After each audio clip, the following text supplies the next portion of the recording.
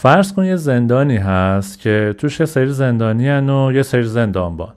زندانی ها میدونن برای چی زندانی شدن و داستان اینه که زندانبان ها میخوان یه سری آزمایشات ذهنی روی اینا انجام بدن. چه آزمایشات ذهنی؟ این که میخوان ببینن آیا میتونن یه سری فکر و تصورات رو تو ذهن زندانی ها بکارن یا نه. مثلا چی؟ مثلا این که فکر کن صبح پا میشی و حس میکنی که عمیقاً عاشق یه دختر یا یه پسر شدی، یا یه روز پا میشی و میبینی که کاملا دلت میخواد که مثلا هوسه غذایی رو کردی که اصلا هیچ وقت اون غذا رو دوست نداشتی، یا پا میشی میبینی از یه چیزی بدت میاد، از چیزی خوشت میاد و خیلی چیزا تو زندگی تغییر کرده. آزمایشی که این زندانبانا دارن انجام میدن اینه که ببینن یا میتونن یک فکر و یا یک عقیده رو بکارن تو ذهن زندانیا یا نه. حالا زندانیا تو این مرحله کم کم با هم طبیعتا رفیق میشن، یه سری رفاقت بینشون به وجود میاد و در پس این ماجرا با هم دیگه تصمیم میگیرن که از این جهنم بیان بیرون. شروع میکنن به نقشه کشیدن برای فرار کردن. پشت پرده و در دور از چشم زندانبانا با هم دیگه رفاقتشون ادامه میدن و جلسات شبانه میذارن و یه سری نقشه زندان رو به دست میارن و شروع میکنن به فکر کردن به این که چجوری میتونن این هزار توی این زندان خارج بشن. بعد چی میشه؟ بعد یه مدت با یه نقشه تر و تمیز یک شب تو نیمه شب شروع میکنن استارت میزنن، دونه دونه تو سلولشون در میان بیرون، به هم دیگه تو راه میپیوندن، درا رو یکی پس از دیگری باز میکنن، حالا با هر راهی که قبلا پیدا کردن. آخرین در رو باز میکنن، پشت سرشون میبندن و خودشون رو توی جای تاریک میبینن. تاریک، هیچی پیدا نیست تو اونجا. وقتی که دارن فکر میکنن که الان کجان، یه دفعه توی سالونن و چراغا روشن میشه و یک پارتیشن شیشه‌ایه. پشت این پارتیشن شیشه‌ای یک جمعیتی وایسادن با دوربین و همه تیپ زدن، خیلی مرتب اومدن. همه شروع میکنن دست زدن. برای چی دست میزنن؟ برای اینکه آزمایش آخر زندانبان‌ها با موفقیت انجام شده. زندانبان‌ها تونستن فکر فرار و نقشه فرار رو به طور دقیق تو ذهن زندانیا بکارن و اونا با موفقیت این نقشه رو پیاده کردن.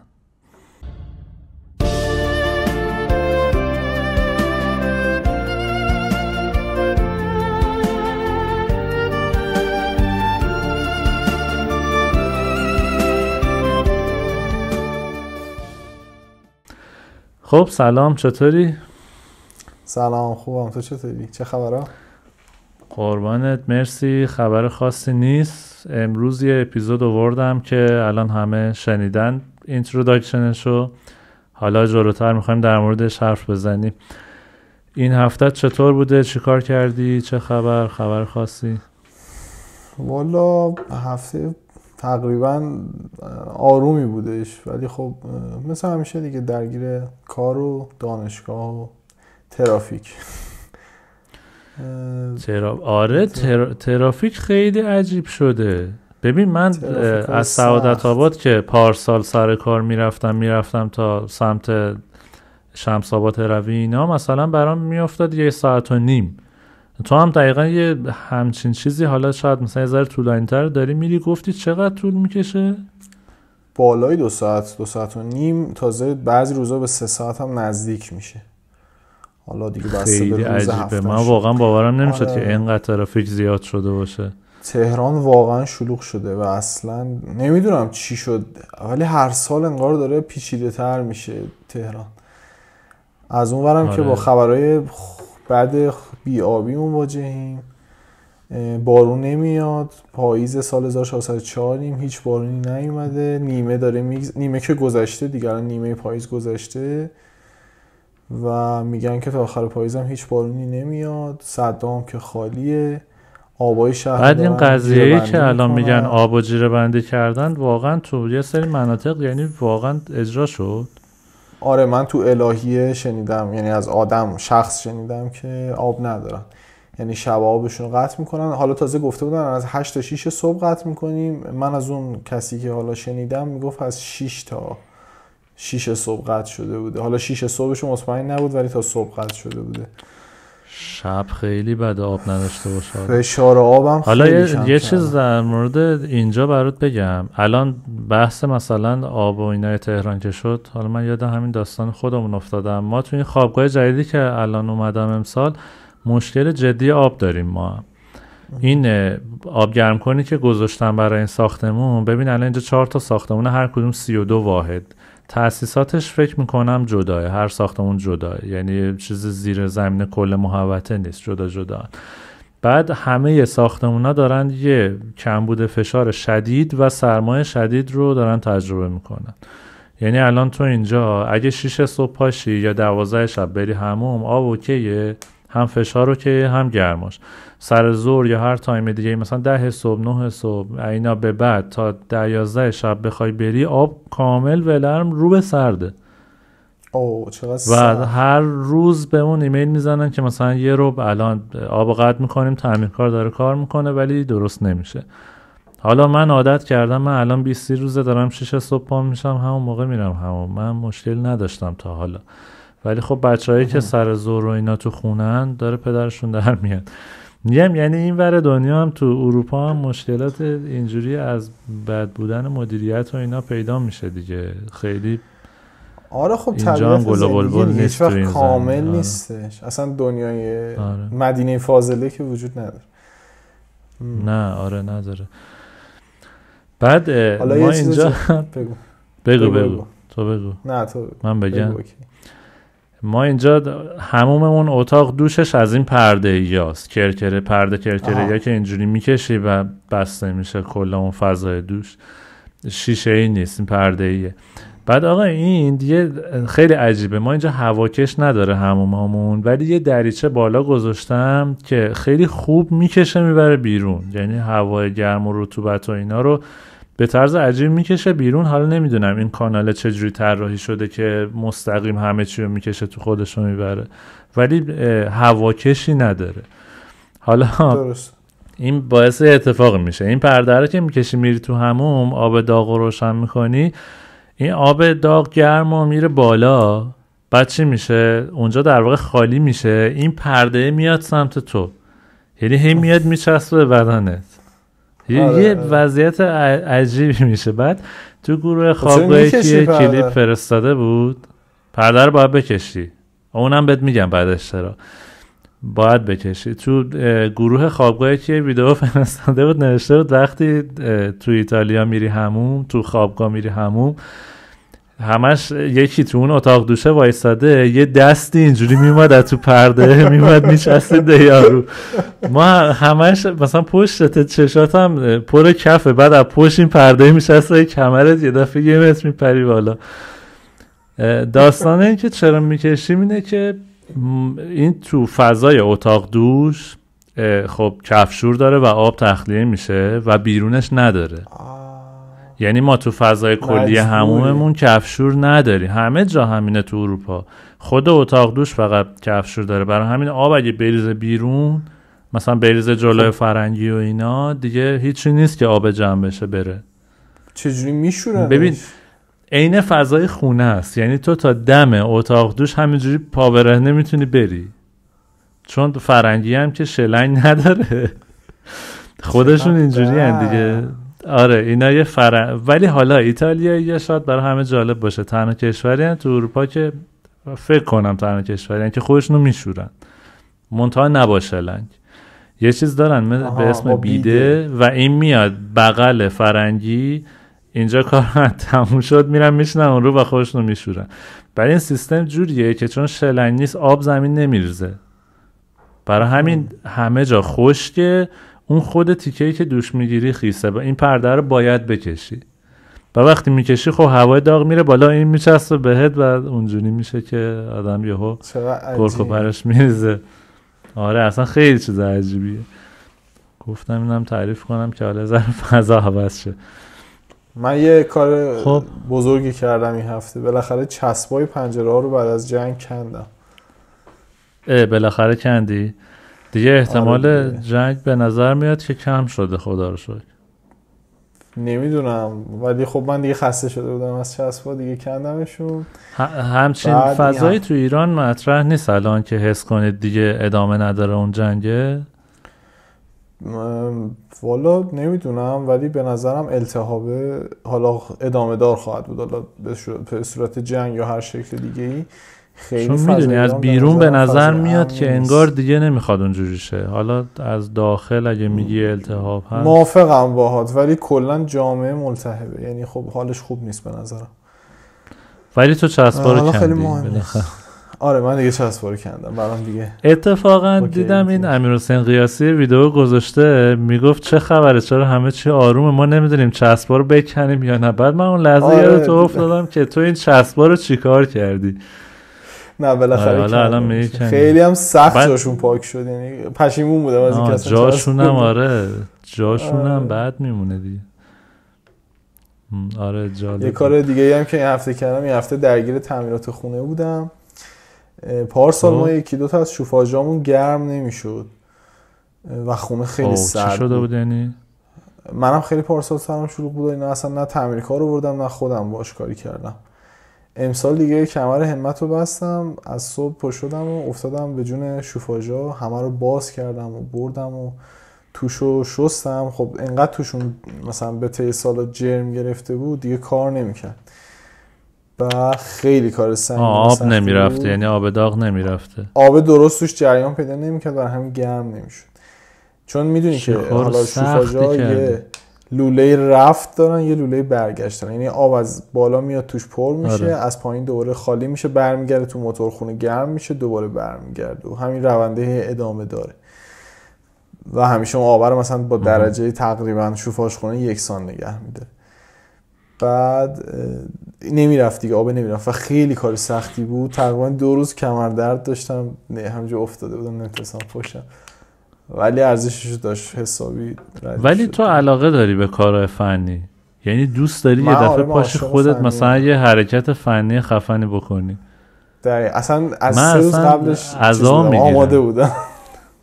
نه من عاشق کار فنیه. اصلا یه خوشحالی هم داشتی احتمالاً که می‌خواستی همچین کاری کنی. صبح ساعت 6:30 پا شدم، ولی برای اینکه سر صدا نشه 7:30 اولین شوفاژو باز کردم. نه من اصلا فرار میکنم، یعنی اینجور وقتا واقعا دوست ندارم اصلا اصلا از اون روز بدم میاد. حتی اگه قرار باشه تعمیرکار بیاد انجامش بده، من از اون روز بدم میاد. کلا اهل بعد می‌خواستم بگم تعمیرکار بیاد، بعد گفتم که الان تعمیرکار بگم بیاد مثلا میخواد شوفاژی مثلا 500-600 هزار تومان پول بگیره، بعد یه دفعه مثلا 6-7 تا شوفاژ مثلا یه 3.5 میلیون بعد پول میدادم. برای همین اصلا برام ارزش نداشت، یعنی ترجیح دادم خودم انجامش بدم. ماشاءالله ما ایرانیام که دست به همه چی میزنیم، یعنی خیلی ترسی از انجام دادن هر کاری نداریم. آره همه جاهای دیگه هم همین جوریه. الان اینجا هم خودت اگه انجام ندی چندین برابر ایران برات گرون در میاد. اینجا خیلی کار فنی گرونه. آخه من تا جایی که شنیده بودم اروپایی‌ها خیلی اهل کار فنی نبودن، اهل کار فنی نبودن. خب اونایشون که بخوام پول ندن انجام میدن خودشون، چون خیلی یعنی گرونه. میتونن انجام بدن.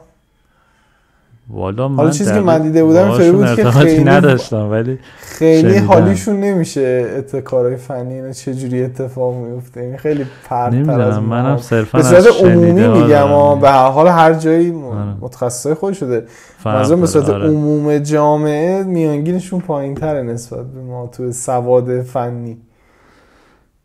آره ممکنه، کاملا ممکنه، ولی میگم منم دقیق نمیدونم، منم فقط از شنیده ها گفتم. حالا منم خیلی باهاشون ارتباط جدی نداشتم تا حالا. من حتی دیدم یه سری جا هست که تو میتونی ماشینتو ببری و اونجا بذاری و خودت تعمیر کنی. یعنی یه جاییه فکر کنم پارکینگ یه 4-5 تا جک داره که میزنی زیر ماشین میره 2 متر بالا، یعنی خودت میتونی زیرش راه بری. بعد همه امکاناتی هست، هیچ تعمیرکاری نیست، ولی اینجوریه که تو چند ساعت اونجا رو اجاره میکنی و میری اونجا یوتیوب رو میاری بالا، بعد مثلا یکی میاد میگه how to fix فلان، بعد یاد میگیری یا انجام میدی از روش. این شنیدم که همچین جاهایی هست. آره ولی فکر کنم بیشتر ایرانی‌ها میرن اونجا انجام میدن. تو اگه بیای احتمالاً این کارو میکنی. مثلا یه روز من میبینم ماشین بالاست مثلا آویزون شدی داره یه پیچ باز میکنی. دارم کل موتور رو میریزم پایین میگم نه اینجاشو بعد بستم من دوباره خودم ببندم. آره دقیقاً. شما الان توی خوابگاه اگه مثلا یکی از وسایلت خراب شه چی کار باید بکنی؟ مثلا دوشت مثلا به فرض چی مثلا وسایل خونه؟ نه مثلا چه میدونم دوشت فکر کن مثلا خراب شه مثلا دوشه. تعمیرکار هست تو خوابگاه. اصلا خوابگاه تعمیرکار داره. فکر کنم اگه یه چیزی رو من خراب کرده باشم پولشو من باید بدم، یا من شکونده باشم یه چیزی رو. ولی اگه یه چیز به مرور زمان مشخصه که کهنه شده باشه فکر کنم خودشون عوض میکنه. آها. اصلا ببین من اومدم اینجا ببین ما یخچالمون این هتلیاست، فریزر توشه دیگه. در فریزر شکسته بود و مثلا یه روز من اومدم خونه دیدم که در درست شده، یعنی کلیدم دارن. صبح اومده بودن درست کرده بودن رفته بودن، پولش هم که هیچ. یه همچین حالتی. آقا بریم تو اپیزود. بریم تو اپیزود که آره اپیزود قبلی خیلی حرف زدیم. من بعداً گوش میکردم دیدم ما چرا انقدر حرف زدیم. حالا الان بریم شروع کنیم. یه دونه داستان اولش تعریف کردم. اول این که بگو حست نسبت داستانت چیه، نظرت چیه کلاً. بعد حالا بریم در مورد این حرف بزنیم که آیا تو زندگی واقعی همچین اتفاقی اگه بیفته ما چه احساسی مثلا میتونیم داشته باشیم. اول بگم که خیلی منو یاد زندگی میشه گفت واقعی انداخت. یعنی به نظرم یه دنیای تخیلی بودش که توش میتونستی دنیای واقعی رو پیدا کنی. و اینکه یه سوال، این آدمایی که رفته بودن توی این حالا زندان بالفرض به انتخاب خودشون رفته بودن یا نه گرفته بودن اینا رو کرده؟ نه اینا زندانی شدن. فکر کن اینا مثل بردن زندانی شدن برای این آزمایش‌ها. روشون آزمایش در حقیقت اینا اصلا آره این الان یه داستانه که داستانش همینجوری فرضی از خودمه و اصلا از اینجا شروع میشه که اینا زندانی هن. خیلی قبلش مهم نیست. حالا این میتونه یه استعاره باشه از دنیای واقعی یا دنیای واقعی آینده. یعنی آینده واقعا آیا میشه مثلا یه سری آدم بیان همه رو اینجوری به بردگی بگیرن؟ اگه یاد باشه چیزی که حالا خودت هم تعریف کردی تو اپیزود قبلی یه جورایی همین بود. آره. یه جورایی همین بود. تو داشتی میگفتی که آدما رو تبدیل میکنیم به یه سری دیتا تو کامپیوتر و ذهن اینا میره تو کامپیوتر و اینجوریه که تو کدشون رو عوض کنی اینا یه جور دیگه فکر میکنن. آره واقعا. حالا ما الان میخوایم بررسی کنیم که واقعا آیا اولا که این موضوع میشه، دو این که اگه این موضوع بشه چه احساسی به طور نوعی چه احساسی دست میده. الان فرض کن که تو متوجه این بشی که زندگیت اینجوریه که یکی داره این فکرها رو میکاره تو کلت و هر تصمیمی که خودت داری میگیری اون تصمیمی نیست که تو با اختیار گرفتی. اون تصمیمیه که مثلا حالا اون بالا سریت که نمیدونیم کیه مثلا دلش خواسته که تو اونجوری فکر کنی و حالا هر مدل دیگه ای. آیا معنی زندگی برات از بین میره؟ آیا اون لحظه که داری از چیز لذت میبری برات از بین میره یا اون لحظه که ناراحتی اینجوری میشه که خب من الکی ناراحتم چون بالاییه میخواد، هم خوشی هم بدی. خب ببینم که آیا به نظر از بین میره؟ ببین برای من که از بین میره، ولی به نظرم به زاویه دید هر آدمی بستگی داره. یعنی مثلا ممکنه یه نفر اوکی باشه با اینکه حالا یه نفر براش تصمیم میگیره فقط اون، یعنی اون شادی زودگذر و اون خوشحالی زودگذر رو صرفا بهش راضی باشه. ولی مثلا من شاید یه مقداری مثلا دلم بخواد که خودم مثلا تصمیم گیرنده باشم و خیلی اوکی نباشم با اینکه مثلا یه چیزایی بهم دیکته بشه. میگم یه مقداری به نظرم به شخصیت، نوع نگاه یا اینکه آدم چه جوری ببینه مسئله رو ربط داره. ولی من خوشحال نیستم. ببین خب یه چیزی مثلا برات بگم. فرض کن الان من مهاجرت کردم و الان من میفهمم که من اختیاری تو این قضیه نداشتم. یعنی از قبل اصلا یه جا نوشته شده بوده که امیرحسین در سن 20 مثلا 6-7 سالگی مهاجرت میکنه به ایتالیا. و برمیگردم نگاه میکنم که من چقدر به این موضوع نشستم، چقدر عمرم هدر دادم، نشستم فکر کردم که برم نرم، اگه برم اینجوری میشه، نرم اینجوری میشه، و بعد به این نتیجه رسیدم که برم و کلی سختی کشیدم و کلی بهم چسبیده بعدش که به هر موفقیت کوچکی دست پیدا میکردم. حالا ارزش همه اینا دو تا حالت داره، یا بین میره، چون من میدونم که الان از این به بعدم همون چیزیه که از قبل مشخصه، و یه حالت هم اینجوریه که خب من بالاخره اینو تجربه کردم، به من خوش گذشته، من کیف کردم این موفقیته، از این به بعدم همینه. من اگه یه چیز باحالی رو به دست بیارم، هم قراره ازش لذت ببرم، قراره بهم حال بده. یه ذره میدونیم یه سری ها ممکنه دیگه براشون ارزش شب این بره، یه سری ها ممکنه نره. حالا تو میگی برای تو ارزش شب این میره، درسته؟ آره ببین این مثالی که میزنی، بذار من یه مثال دیگه برات بزنم.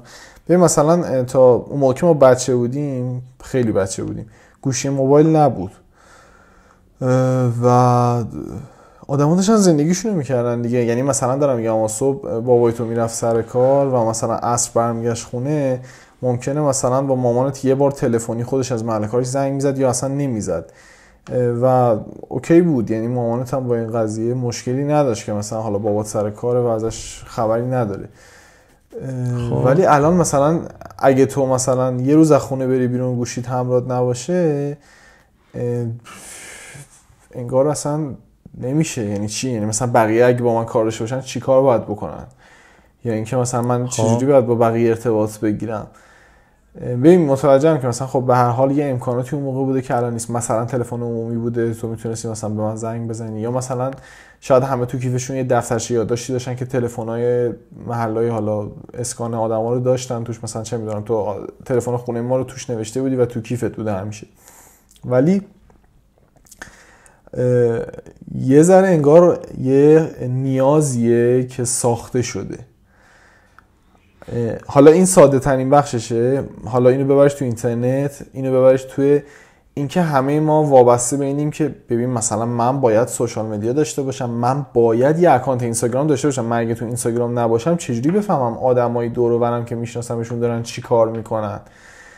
میدونی شاید خیلی وقت تو ته ذهنت نشستی با خودت گفتی من چرا اینستا دارم و چرا دارم زمان میذارم تو اینستاگرام، ولی بعد که اومدی مثلا گفتی بذار پاکش کنم، از شرش راحت شم، تایمم خالی شه. چون نمیدونم تو این کار میکنی نه، من بعضی وقتا میرم چک میکنم که چقدر در طول روز دارم از گوشی موبایلم استفاده میکنم و از هر اپلیکیشنی چقدر استفاده میکنم. و اینستاگرام حالا عدده به تبع زمان و موقعیتی که دارم هی عوض میشه، ولی یه بخشی از زندگی ما رو گرفته. به حال تو حالا بگو نیم ساعت توی یک روز که 1/48 یک روزه، یا 1 ساعت یا 2 ساعت یا شاید حتی بیشتر، و این یه بخشی از زندگی ماه که انگار دادیمش به اون اپلیکیشن. خیلی وقتا ممکنه اینو با خودمون فکر کنیم و بگیم که بذار از شرش راحت شم، ولی همیشه یا حالا پاک کردیم دوباره نصبش کردیم هممون، یا اینکه پاکش نکردیم و همیشه ته ذهنمون بوده که خب من اینطوری از آدمای دیگه خبری نخواهم داشت، نمیدونن تو زندگیشون چه اتفاقی میفته، چجوری باشون ارتباط بگیرم، چجوری بفهمم تو زندگیشون چه خبره. و این مثلا برامون یه بیگ دیلیه که اصلا نمیتونیم قورتش بدیم، در حالی که به نظرم اینجور چیزا نیازاییه که برای ما ساخته شده. این احساس نیاز به این که من بعد از مثلا زندگی تمام آدمایی که تو زندگی میشناسم همیشه و به صورت آنلاین خبر داشته باشم، یه نیازیه که برای من تعریف کردن، یا اینکه من همیشه احساس میکنم باید در دسترس باشم. این نیازی که به نظرم برای ماها ساخته شده، در حالی که واقعیت اینه که آقا مثلا تو طول روز ممکنه من یک روز مثلا تعطیلم و از صبح که چشمامو باز میکنم، بارها شده مثلا تو روز جمعه به من پیام دادی من جواب ندادم و مثلا شنبه جوابتو دادم. علتش اینه که مثلا من خودم روزای جمعه گوشیمو میذارم تو کشو، سعیمو میکنم، البته نه همیشه، ولی مثلا گوشیمو میذارم تو کشو انگار گوشی ندارم. و خب وقتی ندارم خب در دسترسی هم ندارم، پیامام نمیبینم، سعی میکنم برام مهم نباشه که پیامی داره برام میاد یا نه اینکه اون آدم برام مهم نیست. احساس میکنم لزومی نداره که مثلا همیشه ماها در هر لحظه در دسترس هم دیگه باشیم. با این کارت داری فرار میکنی از این قضیه که برات فکر کنن، یعنی کمپانی‌های بزرگ دارن برات تصمیم میگیرن. ببین من انقدر دیتیلی شاید بهش فکر نکردم که مثلا من دارم به این نیت گوشیمو الان میذارم مثلا توی کشو که دیگه نمیخوام اجازه بدم کمپانی‌ها واسه من تصمیم بگیرن، ولی شاید ته ذهنم آره شاید ناخودآگاه هم اینه که مثلا دارم سعی میکنم مقابله کنم با اینکه دوچار بشم. با همه اینا به نظرم یه سری چیزا توی دنیا بر ما دیکته شده. مثال دارم میگم اینکه همه ما چی شد یه دفعه، اصلا طالب این فکر کردی چی شد که یه دفعه همه هدفونای سیمی حذف شد و همه هدفونا شد هدفونای بلوتوسی؟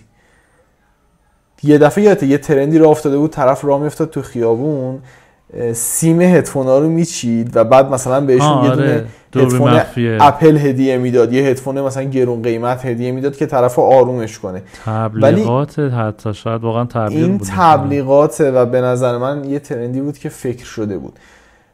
کلا ترندا که به نظرم خیلی فکر شدن. حالا بعدا میتونیم یه اپیزود راجبش بریم که چقدر ترندا آدما رو عوض واقعا کرد کسی پشت این ترنداست و چقدر مرزا رو به نظر من جابجا کرد، مرزای همه چی رو. حالا میگم حالا بعداً دوستان راجبش صحبت کنیم، ولی یه چیزی مثل این ترندی که می اومدن حالا هدفون هدیه میدادن، یه جورایی انگار اون چیزه رو، اون هدفون سیمیه رو منفورش کرد، نمیدونم حذفش کرد، هر جوری که بود ما هممون رفتیم پول دادیم چند برابر پولی که بابت یه هدفون قبلا میدادیم و هدفونایی خریدیم که بره تو گوشامون، با اینکه هممون میدونیم که اینا داره قطعا رو مغزمون تاثیر میذاره، قطعا ضرر داره و هیچ کس هم راجع به ضرر اینا صحبت نمیکنه، به هیچ عنوان هیچ جا پر نمیشه. همه گوشی‌ها ورودی iOS رو حذف کردن و این خیلی اتفاق عجیبی، خیلی هم سریع اتفاق افتاد. یعنی اصلا ما قبل اینکه بفهمیم چی شد دوچار شدیم. حالا شاید جالب باشه برات، باز با همین ناخودآگاه من هدفون سیمی استفاده می‌کردم تا اینکه به یه نفر هدفون بلوتوسی هدیه داد و انگار باز اون خودت نمی‌خواستی بری. خودم نخریدم، پولش هم حاضر نبودم بدم و داشتم با هدفون سیمیم حالا لذت می‌بردم، ولی باز هم اون یه جوری راهش رو پیدا کرد اومد تو زندگی من و هدفون سیمی از زندگی من حذف شد و من مثلا از اونجا به بعد دیگه از هدفون بلوتوسی استفاده کردم. میگم باز به نظرم خیلی از مسائلی که تو زندگی ما دوچارشیم همش چیزاییه که از یه جایی، حالا از یه سیستمی، از یه برنامه‌ریزی شده. ولی این الان یه تفاوتی با داستان من داره. از قبل لزوما نمیدونه، یعنی اونایی که برای این تصمیم گرفتن از قبل دقیق براشون مشخص نیست که چه اتفاقی قراره بیفته. یه جورایی یه ذره‌اش نامشخصه، یه ذره‌اش مشخصه، دارن پیش میرن به سمت یه هدفی. ولی حالا بیا فرض کن که بیان مستقیم تو ذهن تو، یعنی قشنگ رسما بیان تو ذهن تو یه فکر رو در یک لحظه بکارن. یک لحظه. اینجوری نباشه که بخوان از مارکتینگ استفاده کنن تا تو نظرت عوض بشه. یعنی تکنولوژی به جایی برسه که بیان با یه دکمه یا راه دور مثلا کد ذهن تو رو عوض کنن، تو یهو صبح پاشی و یه چیز دیگه بخوای.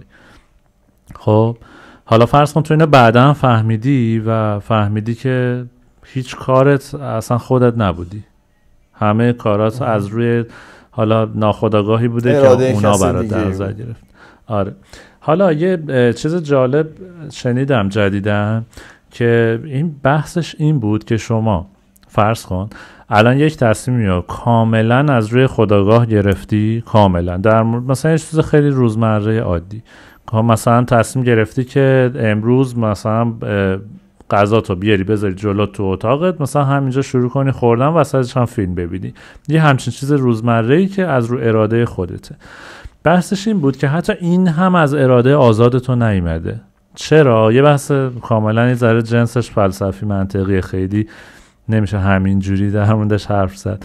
میگفت این هم از اراده آزادتو نیامده. چرا؟ چون ناخودآگاه تو تشکیل شده از تمام ژنتیک و گذشتگان توه و زندگیه که تجربه کردی و شاید هزاران سال تو اون ژنتیک تو الان هست که اون هزاران سال تا به همین لحظه تصمیم گرفتن که تو الان لذتت این باشه که بشینی فیلم ببینی و غذاتو اینجا بخوری به این صورت. یعنی هر لحظه که تو داری تصمیم میگیری یه گذشته چند هزار ساله بشریت پشتشه که حالا از دی ان ایت اومده یا از زندگی خودت و اون لحظه ناخودآگاهت یه تصمیم گرفته، بعد انتقالش میده به خودآگاه و خودآگاه یهو میگه آره به نظرم مثلا الان برم بشینم فلان فیلمو نگاه کنم، غذا هم فلان چیزو دلم میخواد بخورم.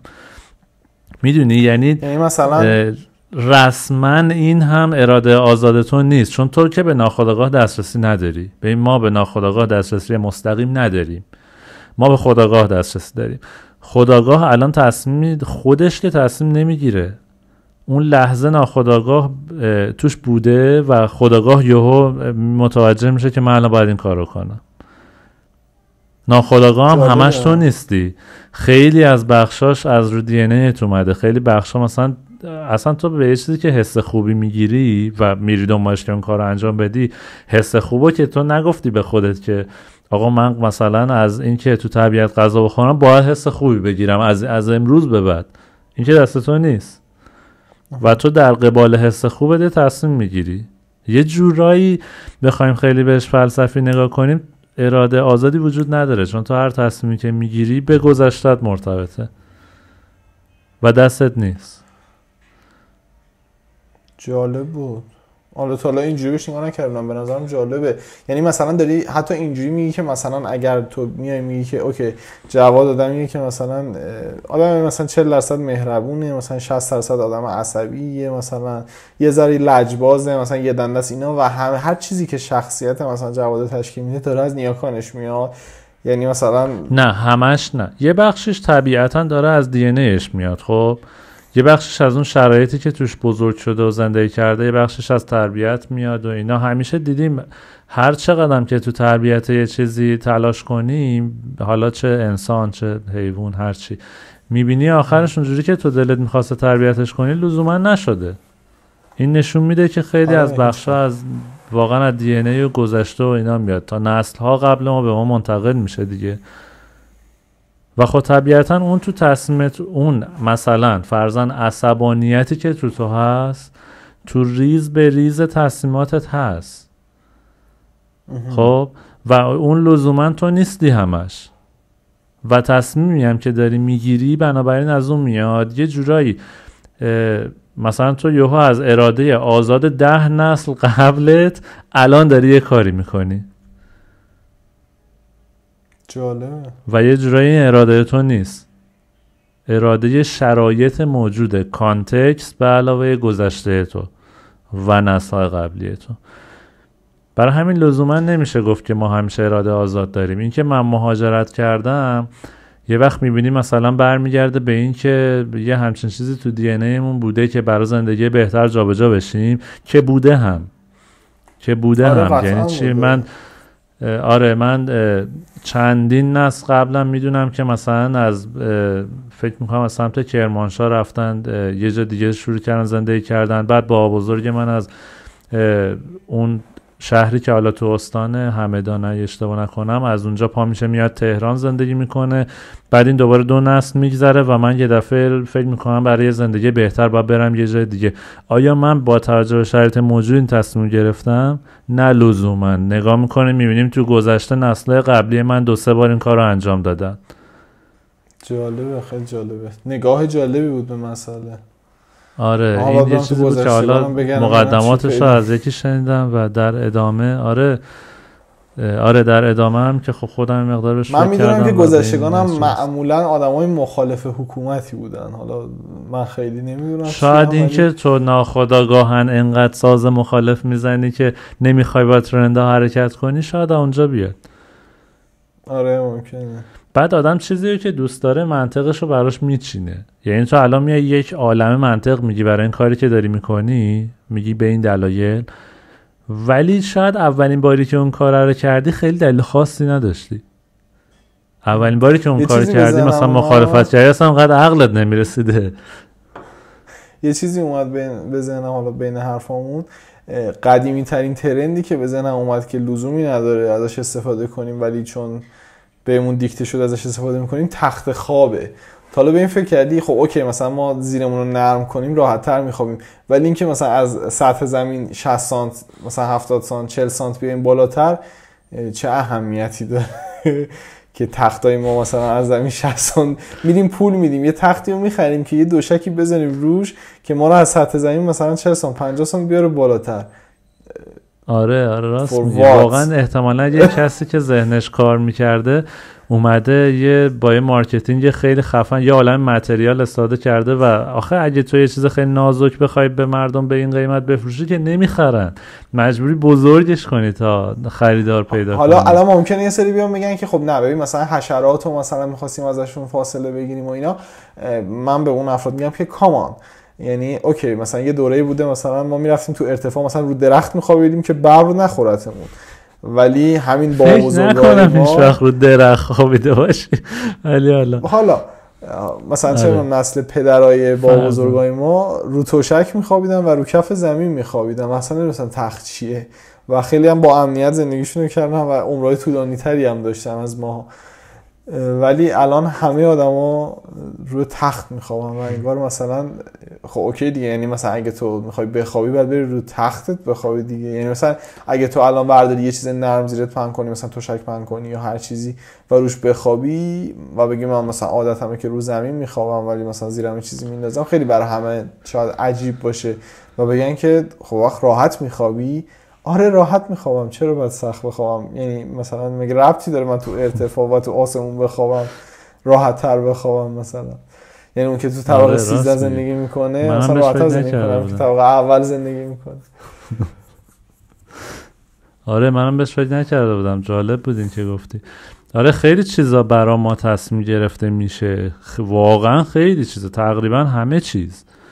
بعد خب ببین الان یه سری چیز برای تو تصمیم گرفته میشه، برای بچت گرفته میشه، بعد میریم جلوتر نسل‌های بعد تو یه جوری میشن اصلا این حرف گوش کن بودنه میره تو خونشون.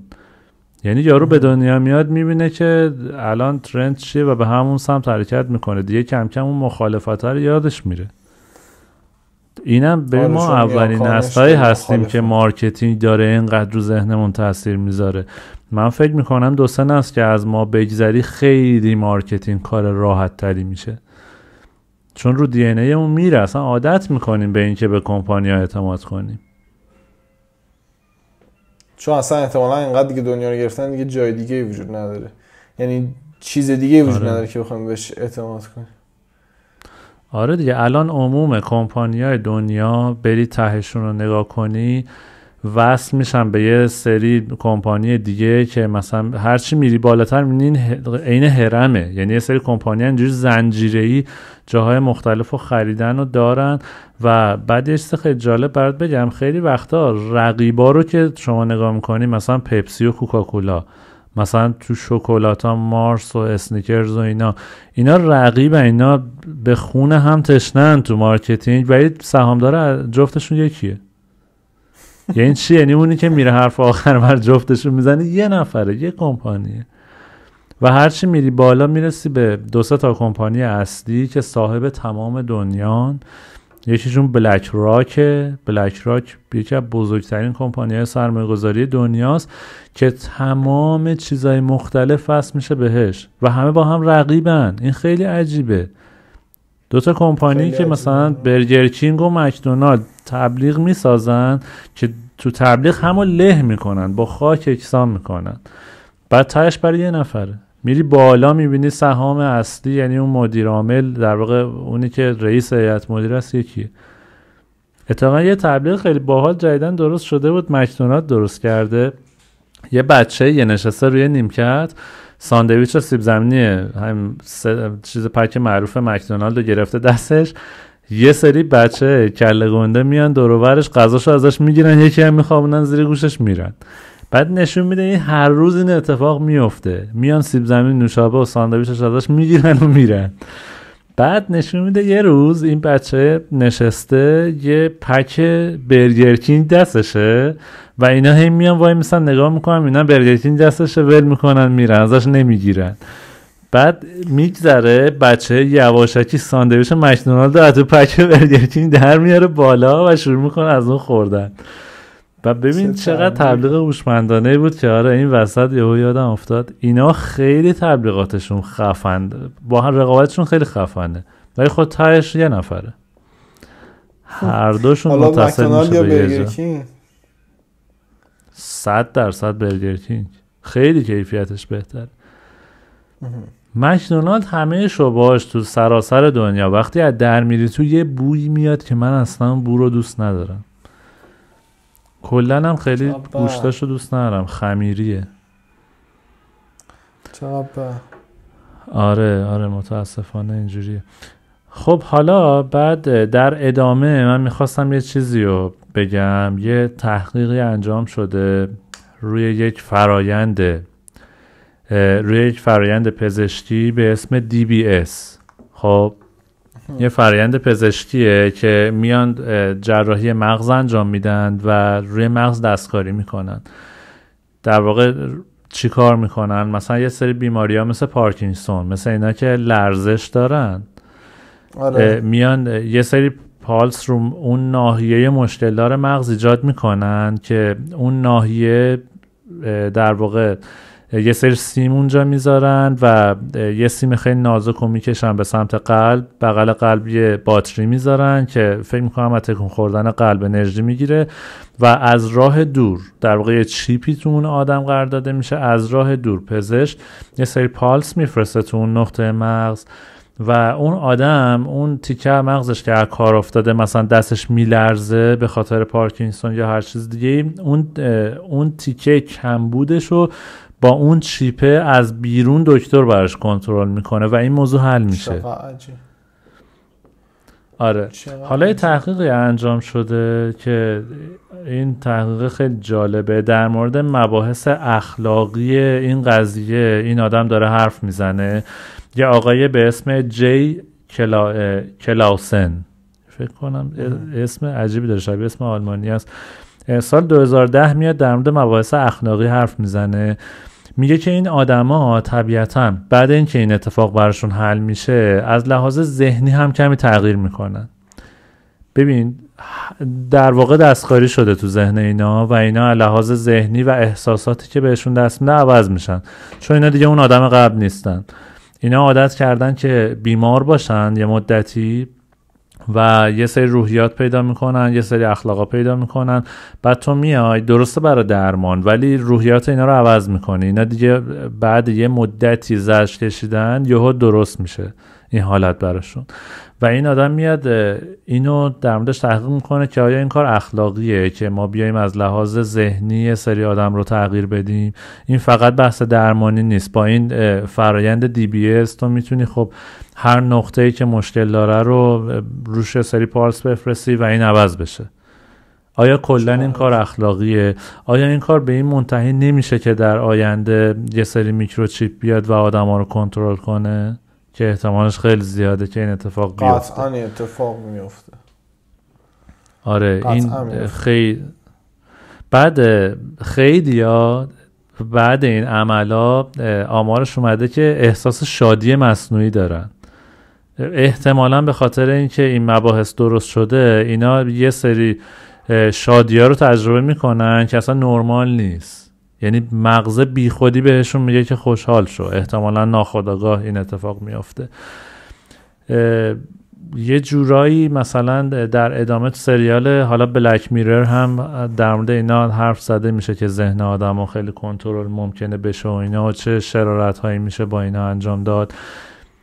به نظر من خیلی میتونه آینده دارکی داشته باشه این فرآیند پزشکی در ادامه و اگه همه بخوان مثلا با یه میکروچیپ کنترل بشن خیلی واقعا میتونه دارک بشه. فرض کن یه سری میکروچیپ تو ذهن همه میذارن در آینده برای اینکه بهت میگن که از لحاظ روانی، از لحاظ حالا چه منتالی چه فیزیکالی هر مشکلی داری ما با این منتال چیپ میایم رو مغزت میایم دستکاری میکنیم و اون مشکل حل میشه. همه فکر کنین چیپ رو بذارن.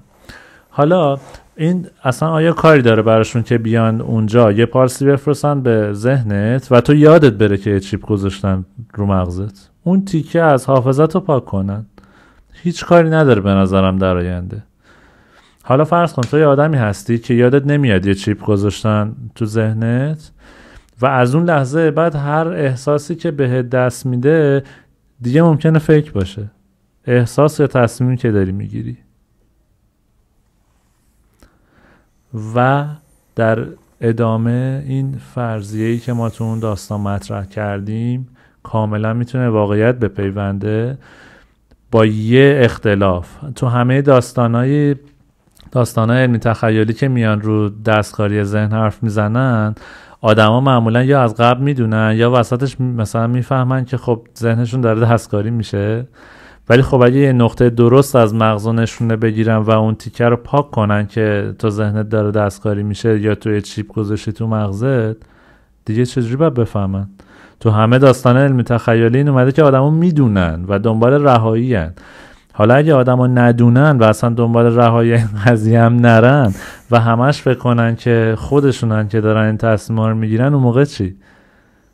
خیلی شرایط پیچیده میشه احتمالاً. شاید همین الان هم تو اون شرایط باشی.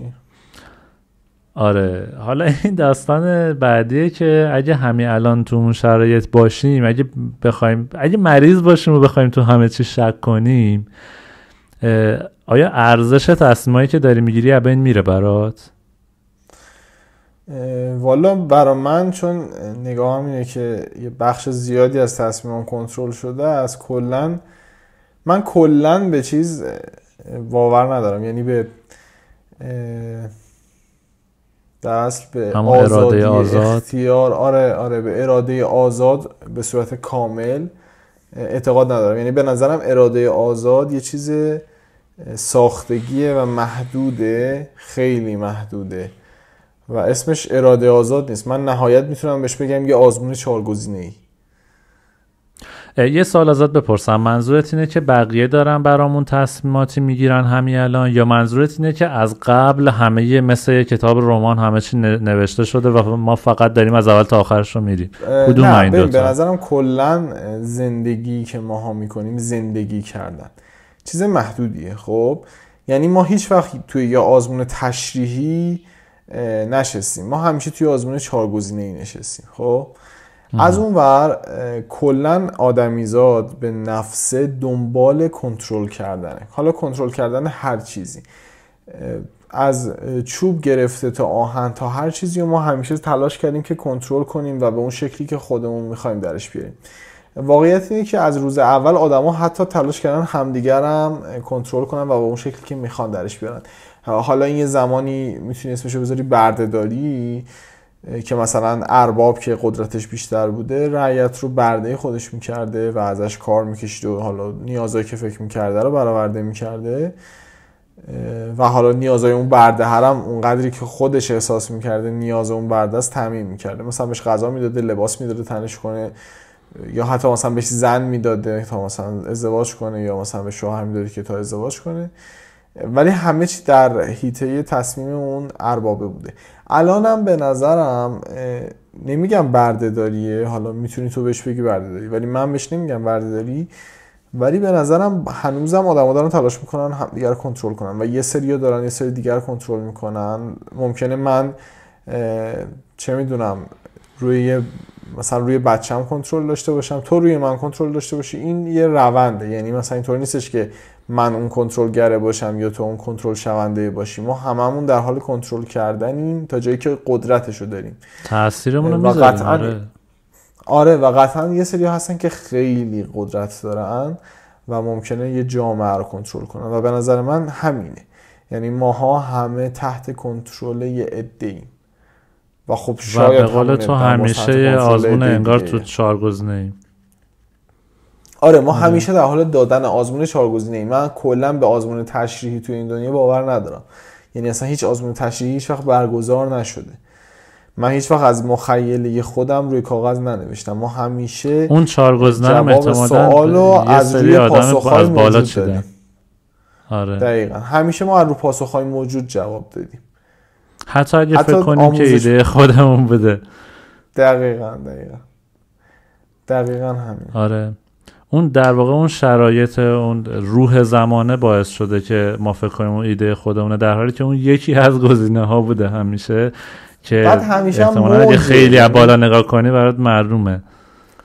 آره و همیشه این موجه رو میشه دید. مثلا دارم میگم الان چند سال موج این راه افتاده تو دنیا که آدما از کشوراشون مهاجرت میکنن به کشورهای دیگه. خب من نمیگم که این آدما دارن کار عبثی میکنن، به هر حال همه برای یه آمالی، برای یه آرزویی، برای به دست آوردن یه حس رضایت درونیه که کاراشون رو انجام میدن. خب و اینکه مثلا چه میدونم من میام مهاجرت میکنم، تو میای مهاجرت میکنی، ما به دنبال حس رضایت درونی مونیم. خب ولی یه دفعه تو میبینی که تو این سالا افراد خیلی زیادی دارن مهاجرت میکنن، شده که گزینه ها دیگه همون چیزی که داری میگه، اینقدر آره گزینه باشه یه گزینه آینده ای شده. دقیقاً. و یا مثلا چه میدونم یه دفعه چند سال پیش ما یهو دیدیم که مثلا چقدر بحث مثلا گیاهخواری یه دفعه پررنگ شد تو دنیا. میگم گیاهخواری انتخاب یه اتفاق، حالا هر چیزی، اصلا یک رسیدن به یک مثلا درک تو بگو. خب ولی یعنی بحثم مخالفت نیستش با این قضیه، ولی انگار یه دفعه تبدیل شد به یه آپشن. نمیگم از قبلش نبودا، اصلا حرف من نیستش که حالا امروز ما اومدیم اینو کشفش کردیم که آدما میتونن فقط گیاه بخورن. نه، احتمالاً روز اولی هم که بشر بوده این حرف بوده که آقا مثلا من میتونم گوشت نخورم. خب ولی میگم انگار یه دفعه بولد شد، انگار یه دفعه پررنگ شد. تو خیلی مسائل دیگه هم هست، مثلا همجنسگرایی، مثل چه میدونم مذاهب که ما میبینیم الان چقدر مذهب ها پررنگ شدن. تو همه دنیا دارن راجع به این صحبت میکنن که شهردار مثلا نیویورک یک مسلمونه. خب نمیدونم، شاید مثلا تو برگردی 20 سال پیش ببینی مثلا شهردار مثلا لندن هم مسلمون بوده. خب ولی اونقدر مسئله انگار پررنگ نشده مثلا برای کسی مهم نبوده.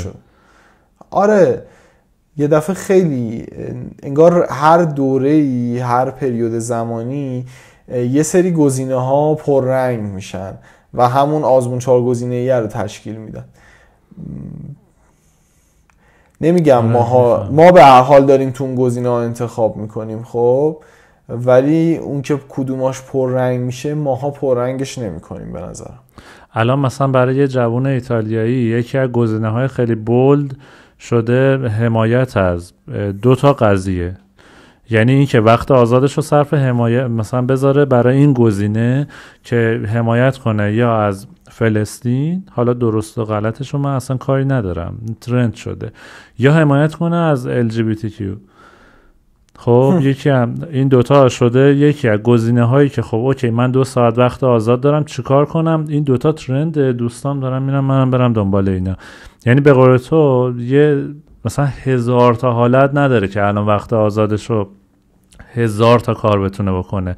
یا میره تو اینستاگرام یا میره تو خیابون تظاهرات میکنه برای این 2 تا قضیه. به کلا ترندا شدن این 4 تا گزینه‌ای که حالا تو میگی. حالا 4 تا گزینه نه لزوما 4، ولی گزینه ها منظورت اینه که کمه. اینجوری نیست که مثلا 2000 تا شاخه داشته باشه هر کدوم بخوای وارد بشی. اصلا مارکتینگ جهانی برات این اجازه رو دیگه صادر نمیکنه، چند تا گزینه محدود کلا بیشتر نداری.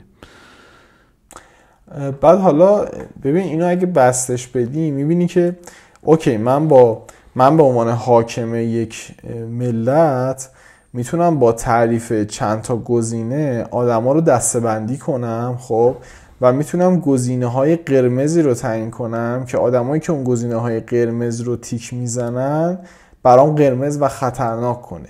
مثال دارم میگم، من میتونم هر چند سال بیام یه چالش رو تو جامعه‌ام درست کنم که مردم رو عصبانی کنم و یه عده‌شون رو بیارم مثلا کف خیابون. خب که بتونم اینطوری اون افرادی که توانایی اینو دارن، قدرت اینو دارن، انتخاب اینو دارن که اون گزینه رو بزنن رو بتونم دسته کنم، جدا کنم و مشخص کنم. آمار بگیرم، حتی آدمایی که میتونن لیدر بشن تو اون قضیه پیداشن.